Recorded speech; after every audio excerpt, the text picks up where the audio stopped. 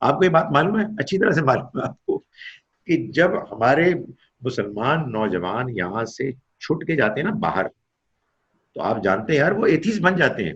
بعض لوگ تبلیغ کر رہے ہیں ایتھیزم کی. کیوں کر رہے ہیں؟ اس لیے کہ یہاں وہ بیچارے پھنسے ہوئے تھے. وہ ہمارے مولوی حضرات، علماء حضرات کی سخت سخت باتیں سنتے تھے اور کبھی کنونس نہیں ہوتے تھے. اور اس کے بعد جب ان کو آزادی ملی تو انہوں نے آزادی کا بعض نے ایسا استعمال کیا کہ وہ اب ہمارے دین کی مخالفت میں ڈٹ گئے ہیں. تو بھائی دین کو اگر آپ نے لوگوں کو سمجھانا ہے تو آپ کو دعوت دیں، ان کے سامنے دلائل پیش کریں، لوگوں کے اعتراضات کے جوابات دیں.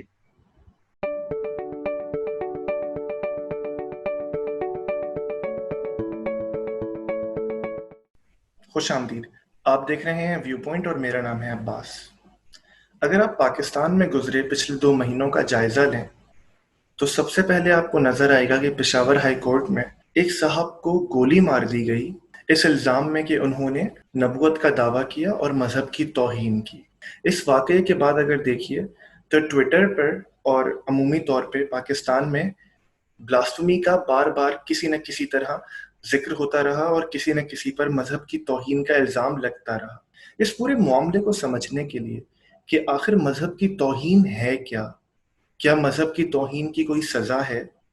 کیا اس طرح کسی کو بھی گولی مار دینا اور قانون اپنے ہاتھ میں لینا مذہب کی یہی تعلیم ہے؟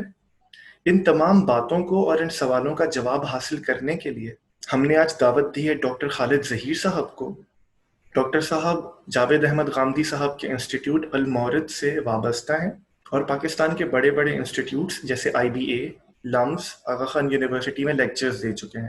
ان کا خاصہ یہ ہے کہ یہ اسلام کو اور جدید دنیا کے مسائل کو ایڈریس کرتے ہیں. آپ انہیں گاہے بگاہے ٹی وی چینلز پر دیکھتے رہتے ہیں اور سوشل میڈیا پر بھی ان کی خاصی پریزنس ہے. تو بغیر کوئی وقت ضائع کیے ہم ڈاکٹر صاحب کی طرف بڑھتے ہیں. خالد صاحب بہت شکریہ ہمیں وقت دینے کا. خیریت سے ہیں آپ؟ الحمدللہ، اللہ کا شکر ہے. سب سے پہلے تو آپ ہماری مبارکباد قبول کیجئے اور ہمارا شکریہ قبول کیجئے کہ ہم یہ سمجھتے ہیں کہ یہ ایک سینسٹیو ٹاپک ہے. اس کے ساتھ ہمارے ملک میں اور ہمارے معاشرے میں جو سینسٹیو ایشوز انوالوڈ ہیں ان پر بات کرنا یقیناً نہ صرف جرات مندانہ ہے بلکہ حق گوئی کی پہچان بھی ہے. تو سب سے پہلے تو ہمارا شکریہ قبول کیجئے. عباس صاحب مجھے اس پر کچھ تبصرہ کرنے دیں. پلیز کیجئے. میں یہ سمجھتا ہوں کہ آپ جیسے لوگ جو یہ خدمت کر رہے ہیں کہ اس طرح کے سینسٹیو معاملات میں ہم لوگوں کو ڈسکشن کا موقع دے رہے ہیں، یہ بہت اہم خدمت ہے. اس کی وجہ یہ ہے کہ میں یہ سمجھتا ہوں کہ ہمارے ہاں جتنے بھی پیچیدہ مسائل ہیں ان سب کے سب کی وجہ ایک ہے، اور وہ دیانتدارانہ گفتگو نہ ہونے کا ماحول. مجھے اس پر یقین ہے کہ اگر ہمارے ہاں فضا ایسی بن جائے کہ سب لوگ اپنی اپنی بات ڈیسنٹ طریقے سے معقول انداز میں بیان کرنے کا ماحول پائیں اور سب ڈسکشن میں شریک ہوں، اپنی بات کریں خلوص کے ساتھ مگر پولائٹلی، اور دوسرے کی بات سنیں کھلے ذہن کے ساتھ. اختلافات پھر بھی رہیں گے بات صاحب، لیکن انشاءاللہ وہ شدت نہیں رہے گی اور لوگ ایک دوسرے کی بات کو سمجھیں گے. سو آئی تھنک آپ بہت بڑی کنٹریبیوشن کر رہے ہیں. Thank you. آپ یقین کیجئے کہ میں تو صرف ایک صحافتی ذمہ داری ادا کر رہا ہوں کہ جہاں سوال بنتا ہے وہاں کرنا چاہیے. ہم سوالوں کی طرف چلتے ہیں. ڈاکٹر صاحب، ریسرچ کے دوران میری کافی علماء سے بات ہوئی تو عموماً میجورٹی کا کہنا یہ تھا کہ اس معاملے پر، بلاسفمی پر، اس کا لا کیا ہے اور وہ تمام معاملہ شروع کہاں سے ہوا ہم اس پہ بات کریں گے، لیکن اس پر بحیثیت خود بات کرنا بھی گناہ ہے. یہ جس طرح ہے اس کو اسی طرح قبول کر لینا چاہیے. تو پہلے تو مجھے یہ بتائیے کہ اس وقت آپ اور میں کوئی گناہ کر رہے ہیں؟ میں دیکھیں یہ بڑی دلچسپ بات ہے. ظاہر ہے کہ جب ہم دین کی بات کریں گے، دین اسلام کی، تو اس میں سب سے نمایاں، سب سے اہم، سب سے پہلی سورس قرآن مجید اللہ کی کتاب ہے. قرآن مجید کی جب ہم تلاوت کرتے ہیں تو ہمیں یہ بتایا جاتا ہے، ہم اس بات کو مانتے ہیں کہ ہم کو اللہ کی طرف سے ثواب ملتا ہے، اللہ تعالیٰ خوش ہوتے ہیں۔ نبی اکرم صلی اللہ علیہ وسلم پر قرآن نازل ہوا، آپ نے اس کو لوگوں کے سامنے پیش کیا، لوگوں نے آپ کی مخالفت بھی کی، اعتراضات بھی کی۔ اللہ تعالیٰ کو اگر، جس کو آپ بلیسفمی کہتے ہیں، اس کو بیان کرنا بھی پسند نہیں ہوتا، گوارا نہ ہوتا، تو عباس صاحب پھر اللہ تعالیٰ یہ نہ کرتے کہ مثال کے طور پر سورہ سعد ہے، سورہ نمبر 38، جس میں ایک مثال دے رہا ہوں جی پلیز۔ کفار کا یہ قول نقل کیا ہے اللہ تعالیٰ نے، اور ہم اس کی تلاوت کرتے ہیں۔ کفار نے نبی اکرم صلی اللہ علیہ وسلم کی جب دعوت سنی اور ان کو یہ محسوس ہوا کہ ان کا آبائی دین اس کے نتیجے میں خطرے میں ہے، تو شدید مخالفت کی۔ اور قرآن کہتا ہے آیت نمبر 4 میں وَعَجِبُوا، اور انہوں نے تعجب کیا، ان جاءہم منذر منہم، کہ ان کے پاس آیا ایک خبردار کرنے والا انہی میں سے۔ وقال الکافرون، اور کہا ان کافروں نے، ھذا ساحر کذاب، یہ جادوگر ہے، جھوٹا ہے۔ آپ مجھے بتائیں اللہ تعالیٰ یہ الفاظ کیوں قرآن میں نقل کر رہے ہیں اور ہم اس کی تلاوت کر رہے ہیں؟ اس لیے تاکہ ہمیں یہ معلوم ہو کہ بھائی مخالفت ہوگی، لوگ اعتراض کریں گے، ہم اس کا جواب دیں گے۔ اور میں آگے چل کے آپ کے سوالوں کے جواب میں بتاؤں گا کہ کہیں خدا تعالیٰ نے اس کے رد عمل میں یہ نہیں کہا کہ ان کو پکڑو اور ان کو فنا کر دو۔ تو ایسی کوئی بات نہیں ہے کہ ہم جو بات کر رہے ہیں وہ کوئی گناہ کی بات ہے۔ انشاءاللہ یہ ایک بڑی ثواب کی بات ہوگی کہ ہم لوگوں کے سامنے اللہ کے دین کا وہ پہلو پیش کریں جو ان کے سامنے ابھی تک نہیں آیا۔ خالد صاحب یہ بتائیے کہ نفوس کے اعتبار سے قرآن اور حدیث اور سنت، ان کے اعتبار سے بلاسفمی آخر ہے کیا؟ گستاخی کس کو کہتے ہیں؟ میں نہیں اس کو ڈیفائن کر سکتا، جب کچھ بیان ہی نہیں کیا گیا تو میں کیسے ڈیفائن کروں؟ میں نے آپ کے سامنے ایک بلیسفمی کی شدید شکل پیش کی، نبی اکرم صلی اللہ علیہ وسلم کی ذات گرامی کے بارے میں۔ آپ کے سوال کا جواب تو میں تب دیتا کہ جب قرآن یہ کہتا کہ جو بلیسفمی کرے گا اس کو سزا ملے گی، تو پہلے بلیسفمی کو ڈیفائن کیا جائے گا۔ تو حقیقت واقعہ یہ ہے کہ یہ جو لفظ لوگ استعمال کرتے ہیں گستاخی، اس کا کیا مطلب ہے؟ یہ تو انہی سے پوچھنا چاہیے کہ جو دعویٰ کرتے ہیں کہ ہمارے دین میں گستاخی رسول کی کوئی سزا ہے۔ میں تو ابھی اگر آپ موقع دیں گے تو میں قرآن سے مزید آیات کو پیش کر کے آپ کو بتاؤں گا کہ لوگ گستاخی کرتے تھے اور قرآن نے اس کو بیان کیا ہے، لیکن اس کے باوجود اللہ تعالیٰ نے کسی شدید رد عمل سے کی طرف مائل نہیں کیا، گریز کرنے کی ہدایت کی ہے۔ سو میں آپ کے سوال کا جواب نہیں دے سکتا۔ میں ڈیولز ایڈوکیٹ پلے کر لیتا ہوں۔ علماء یہ کہتے ہیں کہ رسول خدا کی اہانت کرنا گستاخی ہے، ان کے بعد یہ کہنا کہ اب کوئی نبی آئے گا یہ گستاخی ہے، ان سے کوئی بھی ایسی بات منسوب کرنا جو کہ انہوں نے نہیں کی یہ گستاخی ہے، اور اس کی پوری ڈاکٹرائن ایک سزا بھی ہے۔ میں ان سے گزارش کرتا ہوں کہ اس فہرست میں آپ نے یہ کیوں نہیں شامل کیا کہ اس بات کا انکار کرنا کہ آپ اللہ کے پیغمبر ہیں، یہ بھی گستاخی ہونی چاہیے۔ جب آپ یہ جملہ بولیں گے نا، اور یہ بولنا چاہیے بھائی، کچھ لوگ کہتے ہیں کہ آپ کے بعد کوئی نبی آئے گا، وہ حضور کو اللہ کا پیغمبر مان رہے ہیں اور بعد میں آئے گا، یہ گستاخی ہے۔ چلیے آپ کی بات کو سمجھنے کے لیے ہم نے مان لیا، تو بھائی جو کہتے ہیں آپ سرے سے اللہ کے پیغمبر ہی نہیں ہیں، اور اس دنیا میں وہ تعداد میں کوئی 76-77% ہیں، تو ساری گستاخ ہے نا پھر۔ تو سب سے پھر ہم کو لڑنا چاہیے، اور جب ہمارے پاس ہمت طاقت ہو ہم ان کو ماریں۔ اور بات سب میں آپ کو بتاؤں، ایسے لوگ ہیں جن کا خیال یہ ہے کہ ہماری دنیا میں مشن یہی ہے کہ ہم لوگوں سے لڑیں۔ ڈاکٹر اسرار کا تو پورا نیریٹو ہی یہ ہے نا، ڈاکٹر اسرار مولانا مودودی صاحب۔ ایبسلیوٹلی، وہ ایک عجیب انڈرسٹینڈنگ ہے جس میں میں کوئی 3 برس تک شامل رہا. میں تو، آپ کو معلوم ہے کہ ڈاکٹر اسرار صاحب کی تنظیم کا ایک بڑا فعال جونیئر ممبر تھا، اور میں تقریریں کرتا تھا کہ ہمارے زندگی کا مقصد یہی ہے کہ ہم اس دین کو پوری دنیا میں، اکراس دا ورلڈ، پورے گلوب میں ہم اس کا جھنڈا گاڑیں. اور جب تک یہ مشن اکمپلش نہیں ہوگا، ہمارے دین کا مقصد پورا نہیں ہوگا. تو یہ جو نیریٹو ہے، میرا یہ خیال ہے کہ اس کو بہت اچھی طرح سے ڈسکس کرنا چاہیے، اور دیکھنا چاہیے کہ قرآن مجید کی کن کن آیات کی بنیاد پر لوگ اس کا دعویٰ کرتے ہیں، اور پھر اس کا جواب دینا چاہیے کہ یہ دعویٰ ہمارے دین نے نہیں کیا، یہ کچھ اچھے لوگوں کو بات سمجھ میں نہیں آئی، اور ان کی غلطی کو مان لینا چاہیے، اور پھر ظاہر ہے کہ دین جیسے ہے ویسے ہی اس کو ہمیں سمجھ کر اختیار کرنا چاہیے. میرا اگلا سوال کچھ اور تھا، لیکن آپ نے بہت اچھا نقطہ اٹھایا. میرا خیال ہے یہاں سے بحث کا آغاز کرتے ہیں.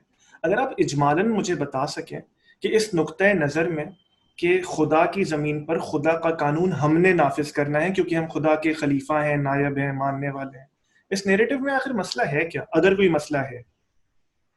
اس نیریٹو میں مسئلہ یہ ہے کہ یہ بات کہ مجھے اللہ کے قانون پر عمل کرنا ہے اور کروانا ہے، میں ان دونوں باتوں کو مانتا ہوں، مگر اس شرط کے ساتھ کہ مجھے اس کا اختیار ہو. اپنی ذات پہ تو مجھے اختیار ہے، دوسروں پر اگر اختیار ہوگا تو میں پھر اللہ کے قانون کو امپلیمنٹ کروں گا. یہ اختیار بعض اوقات مجھے اپنے گھر میں ہوتا ہے، یہ اختیار بعض اوقات مجھے اپنے کاروبار میں ہوتا ہے، اس ادارے میں ہوتا ہے جس کا میں سربراہ ہوں. اور یہ بالکل ممکن ہے کہ میں اگر کسی ملک کا سربراہ بن جاؤں تو وہاں بھی مجھے اختیار ہوگا.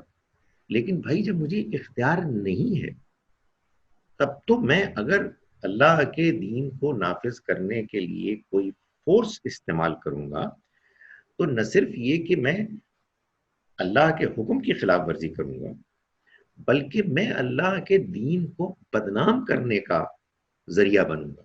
کہ جو بات اللہ نے مجھ پر ذمہ داری عائد کی ہی نہیں، اس کو میں کیسے دوسروں کے اوپر انفورس کر سکتا ہوں؟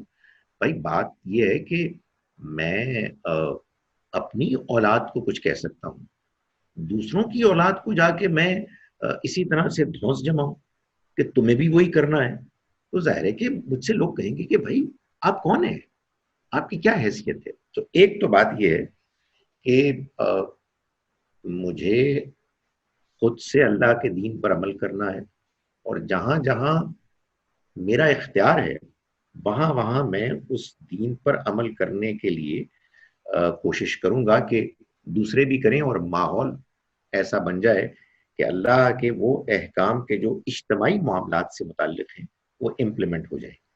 ہاؤ ایور اس میں ایک اور کنڈیشن بھی ہے، اور وہ یہ ہے کہ میں پہلے ماحول کو سازگار کروں.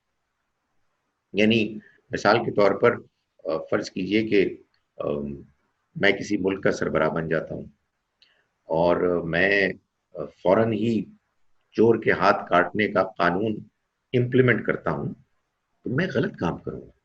اس لیے کہ یہاں تو بہت غربت ہے، یہاں تو لوگوں کو ان کی بنیادی ضروریات میسر نہیں آ رہی.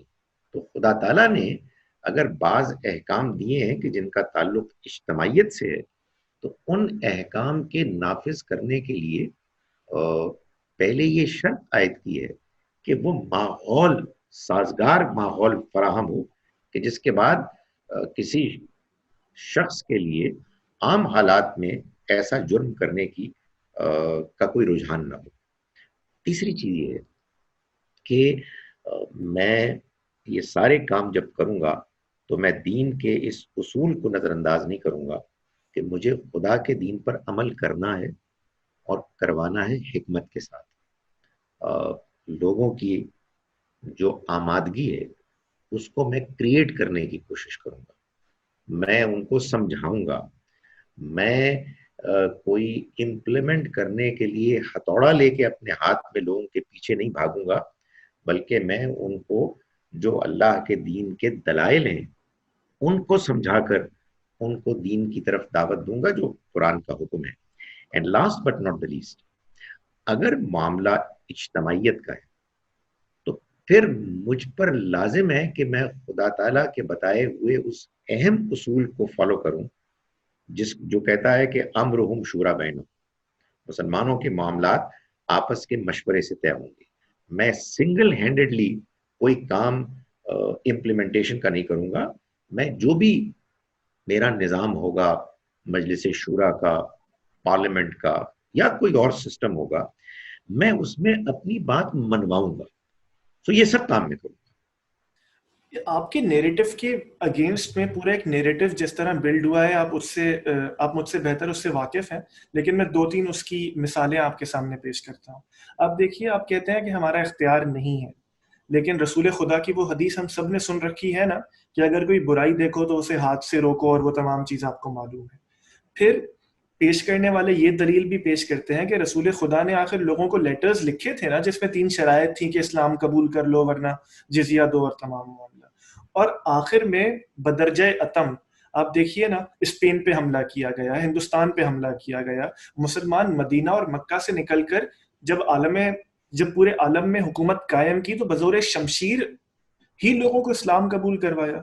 تو جو حکم صحابہ کے لیے بظاہر تھا وہ ہمارے لیے کیسے رد ہو گیا؟ یہ آپ کی جو نیریٹیوز آپ نے بیان کیے ہیں نا، اس میں کئی پہلو ہیں جواب کے. پہلا تو یہ ہے کہ دیکھیے، جب ہم کوئی قرآن کی آیت پیش کرتے ہیں اور کوئی حدیث پیش کرتے ہیں تو اس کو ان آئسولیشن پیش نہیں کر سکتے، الگ سے سیاق سباق سے کاٹ کے. یہ بہت خطرناک بات ہوگی. ظاہر ہے کہ دین ایک نظام ہے نا اللہ کی طرف سے، جس میں ہر چیز دوسرے سے جڑی ہوئی ہے. ایسا تو نہیں ہو سکتا کہ اللہ تعالیٰ ایک حکم دے رہے ہیں، اس کے بعد دوسرا حکم دے رہے ہیں جو اس سے کنٹرڈکٹ کر رہا ہے. اب میں آپ کو آپ کے سوال کا جو پہلا حصہ ہے اس کا جواب دیتا ہوں پلیز. کہ نبی اکرم صلی اللہ علیہ وسلم نے فرمایا کہ جو کوئی تم میں سے برائی دیکھے تو اسے چاہیے کہ وہ اس کو اپنے ہاتھ سے روکے، اور اگر یہ نہیں کر سکتا تو پھر اپنی زبان سے اس کو برا کہے، اور یہ بھی اگر نہیں ممکن اس کے لیے تو دل میں برا جانے. اور یہ ایمان کا کمزور ترین درجہ ہے. ظاہر ہے کہ اس ارشاد پر سب سے زیادہ تو نبی صلی اللہ علیہ وسلم کو خود عمل کرنا چاہیے تھا. ہماری باری تو بہت بعد میں آتی ہے. تو ہم یہ دیکھتے ہیں کہ 13 برس کے مکی دور میں اعلان نبوت کے بعد آپ نے روزانہ خانہ کعبہ میں نماز پڑھی، جہاں 360 بت تھے. ایک بت کو ہاتھ بھی نہیں لگایا. جب آپ بحیثیت فاتح تشریف لائے تو آپ نے خانہ کعبہ کو بتوں سے پاک کر دیا. فرق کیا تھا؟ ایمان کا فرق نہیں تھا، نعوذ باللہ. ایمان تو تب بھی اپنے آخری اعلیٰ ترین درجے میں تھا. فرق یہ تھا کہ پہلے آپ کو اختیار نہیں تھا، بعد میں آپ کو اختیار ہو گیا. سو اس حدیث کو جب بھی ہم سمجھیں گے تو اس میں یہ شرط لازماً ایڈ کریں گے کہ تم میں سے جو شخص کوئی برائی دیکھے اور اس کو اختیار ہو کہ وہ اس برائی کو روکے، اور جو میں نے ابھی بات کی دینی کے حوالے سے اور حکمت کا تقاضا بھی ہو، تو پھر اسے چاہیے کہ وہ اپنے ہاتھ سے اسے روکے.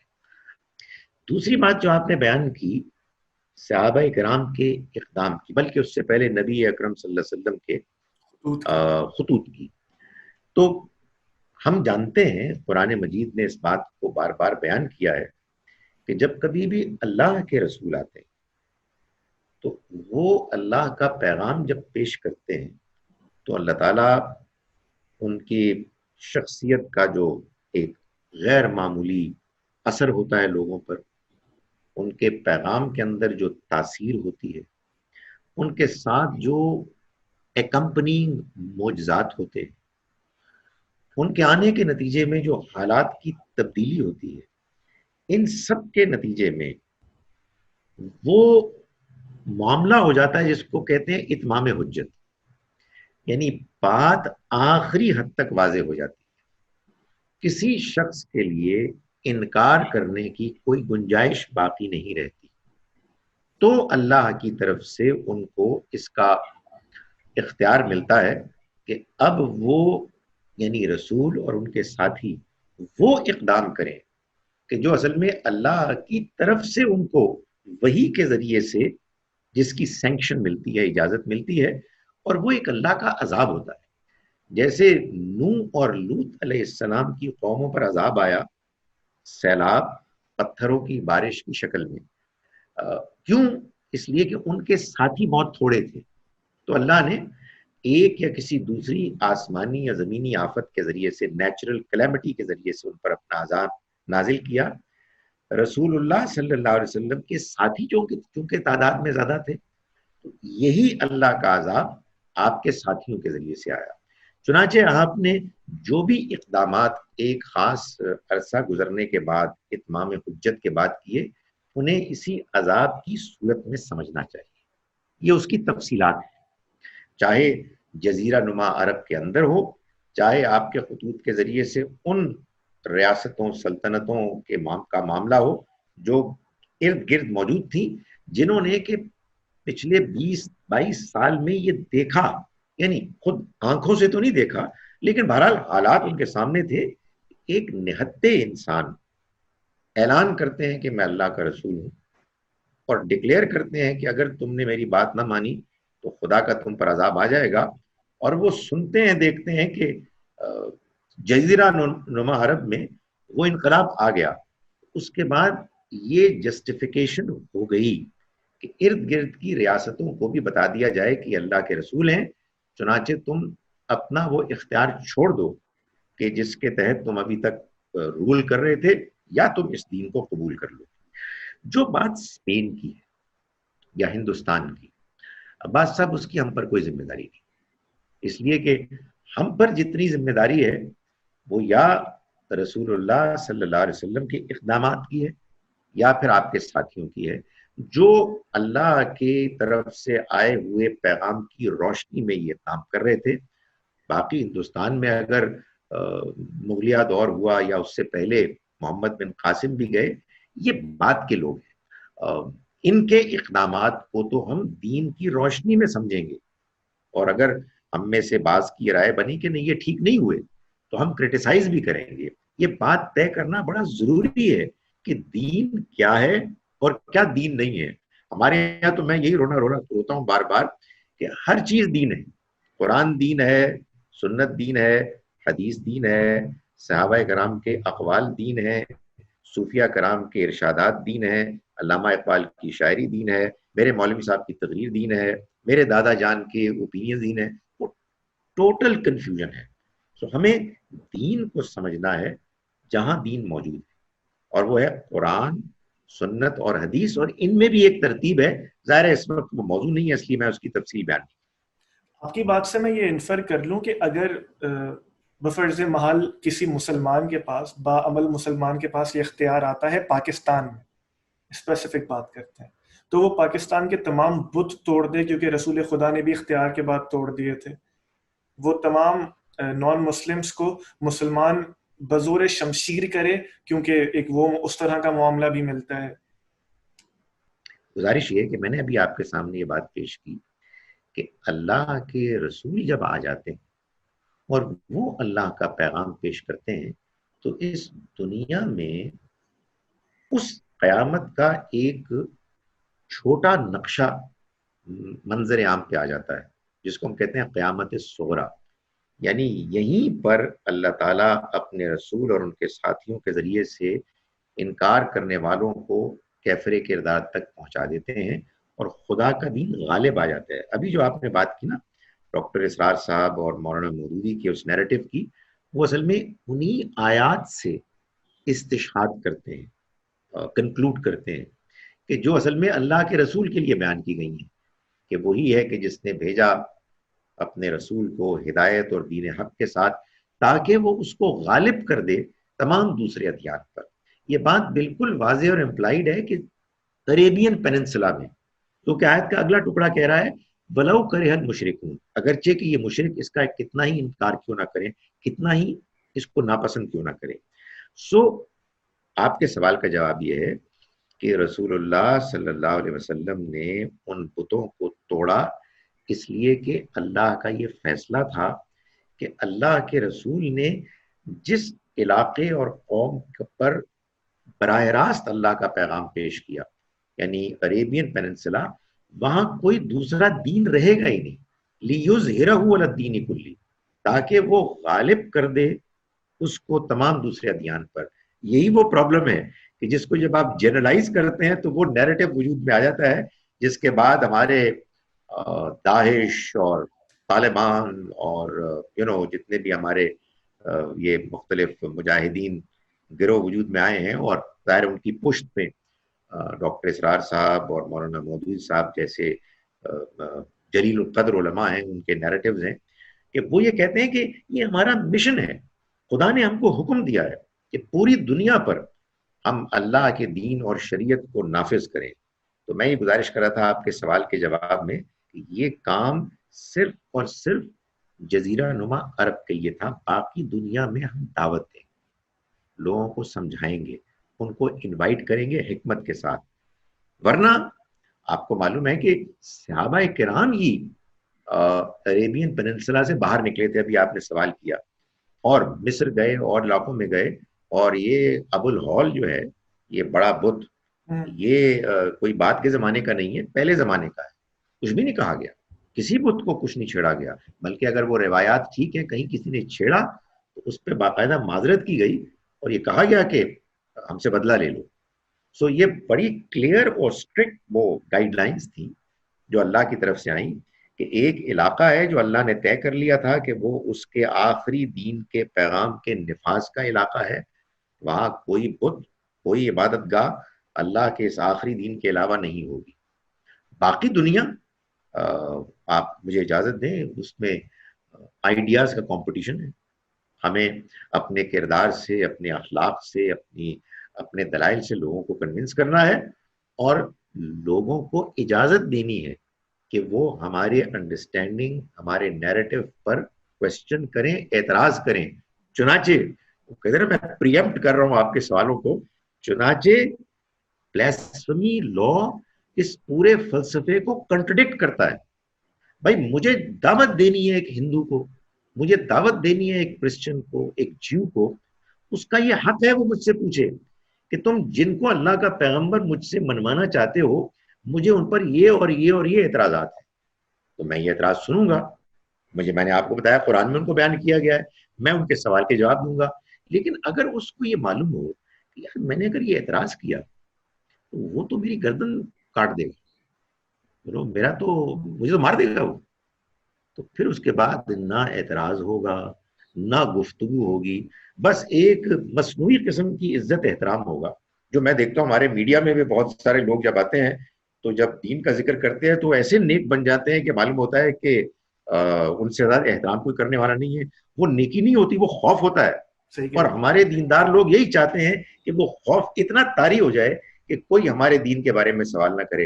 अरे खुदा के बंदों, ये दीन की खिदमत है, ये तो अल्लाह के दीन से रोकना है, सद्दुन अन सबीलिल्लाह है कि आप लोगों को खौफजदा करके खुदा के दीन के पैगाम को पहुंचने का मौका ही नहीं दे रहे।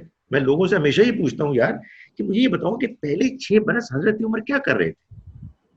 मक्के में जा जाके नाते पढ़ रहे थे, वो खुदा के वास्ते वो मुखालिफत कर रहे थे। खालिद बिन वलीद 18 साल क्या कर रहे थे? उन्होंने जंगें लड़ी हैं। तो आखिर क्यों नहीं अल्लाह ने फैसला किया कि नहीं, इन लोगों को खत्म कर देना चाहिए? इसलिए नहीं किया, लोगों को मौका मिलना चाहिए, उनको एतराज करने देना चाहिए, उनके अंदर के जज्बात का इजहार होना चाहिए। हम दावत देंगे, हम सब्र करेंगे, हम अखलाक का मुजाहरा करेंगे और इंशाल्लाह लोग दीन के करीब आएंगे। ब्लास्फेमी का आर्ग्यूमेंट देने वाले लोग कहते हैं चले नॉन मुस्लिम्स को तो इख्तियार है, मुसलमानों को इख्तियार नहीं है, वो ना रसूल खुदा पे कोई तनकीद कर सकते हैं। चले तनकीद तो मेरा ख्याल है एक भारी लफ्ज है, वो सवाल भी नहीं उठा सकते। देखिए ये एक, क्या किया जाए, जिस किताब के मानने वाले इस तरह का सवाल करते हैं या नुक्ता उठाते हैं, میرا خیال ہے کہ کم سے کم انہوں نے کتاب کی ان آیات پر تو غور نہیں کیا کہ جو عقل کو استعمال کرنے کے لیے کہتی. اللہ تعالیٰ جتنا زیادہ قرآن میں عقل کے استعمال کرنے کی دعوت دیتا ہے کوئی اور کتاب نہیں دیتی. مجھے آپ یہ بتائیں کہ یہ جو میں مسلمان ہوں یا آپ مسلمان ہیں، ہم سوچ سمجھ کے ہوئے مسلمان ماں کے یہاں پیدا ہوئے اس لیے مسلمان ہیں. میں کوئی گپتا ہوتا، میں کوئی جان ہوتا، میں کوئی پیچو ہوتا، میں کچھ اور ہوتا، اگر میں کسی اور ماں کے یہاں پیدا ہوا ہوتا، یار ہمارے لوگ کچھ بھی نہیں سوچتے. تو جب میں مسلمان ہوں جبرن، allow me to say that، مجھے کوئی اختیار ہی نہیں تھا، تو جب میں ذرا بڑا ہوں گا، باشعور ہوں گا، تو میں سوال نہیں کروں گا. کیوں نہیں کروں گا بھائی؟ میں نے دیکھا کہ بھائی میرے گھر میں جو لوگ دیندار لوگ ہیں، نمازی لوگ ہیں، وہ جھوٹے بھی ہیں. میرے محلے میں جو لوگ حاجی ہیں وہ راشی بھی ہیں، اور آپ کہہ رہے ہیں کہ آپ دین کے بارے میں کنونسڈ ہو. کیسے ہوں گا بھائی میں کنونسڈ؟ میرے اعتراضات ہیں، میرے سوالات ہیں، آپ ان کے جواب دیں. مطلب کیا یہ کہاں سے کہتے ہیں لوگ کہ جو مسلمان ہیں وہ اعتراض نہیں کر سکتے؟ کیوں نہیں کر سکتے؟ آپ کو یہ بات معلوم ہے، اچھی طرح سے معلوم ہے آپ کو، کہ جب ہمارے مسلمان نوجوان یہاں سے چھٹ کے جاتے ہیں نا باہر، تو آپ جانتے ہیں یار وہ ایتھیسٹ بن جاتے ہیں. بعض لوگ تبلیغ کر رہے ہیں ایتھیزم کی. کیوں کر رہے ہیں؟ اس لیے کہ یہاں وہ بیچارے پھنسے ہوئے تھے. وہ ہمارے مولوی حضرات، علماء حضرات کی سخت سخت باتیں سنتے تھے اور کبھی کنونس نہیں ہوتے تھے. اور اس کے بعد جب ان کو آزادی ملی تو انہوں نے آزادی کا بعض نے ایسا استعمال کیا کہ وہ اب ہمارے دین کی مخالفت میں ڈٹ گئے ہیں. تو بھائی دین کو اگر آپ نے لوگوں کو سمجھانا ہے تو آپ کو دعوت دیں، ان کے سامنے دلائل پیش کریں، لوگوں کے اعتراضات کے جوابات دیں، تو اس کا امکان ہے کہ لوگ دین کے قریب آئیں گے. ورنہ جو ہیں وہ بھی بھاگ جائیں گے. اور جو آپ کے پاس موجود ہیں، آپ دیکھیں یہ لوگ جو جذباتی ہوتے ہیں، میں آپ کو ایز اے ٹیچر بتاتا ہوں ایک راز نہیں، ایک بڑی سادہ سا اصول.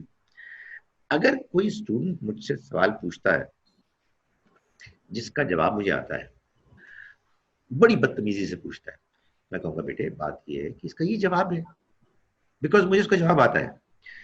جب مجھے اس کا جواب نہیں آتا اور بڑی تمیز سے وہ سوال پوچھ رہا ہے تو میرا غصے سے میرا جی چاہتا ہے اس کو میں باہر نکالوں. تو ہمارے لوگوں کا یہ معاملہ ہے، ہمارے لوگوں کے پاس سوالوں کے جواب نہیں ہے، اس لیے وہ دھونس سے اس دین کو منواتے ہیں جس دین نے اپنے آپ کو منوایا تھا دلائل سے. چلیے اب اپنی اصل کی طرف آتے ہیں، جس ٹاپک پہ یہ انٹرویو تھا. آپ نے شروع میں کہا تھا کہ آپ کے پاس قرآنی کچھ آیات ہیں جس سے آپ ہمیں یہ سمجھائیں گے کہ بلاسفمی بحیثیت ایک قانون ایگزسٹ ہی نہیں کرتی. اگر آپ ان پہ کچھ روشنی ڈال سکیں.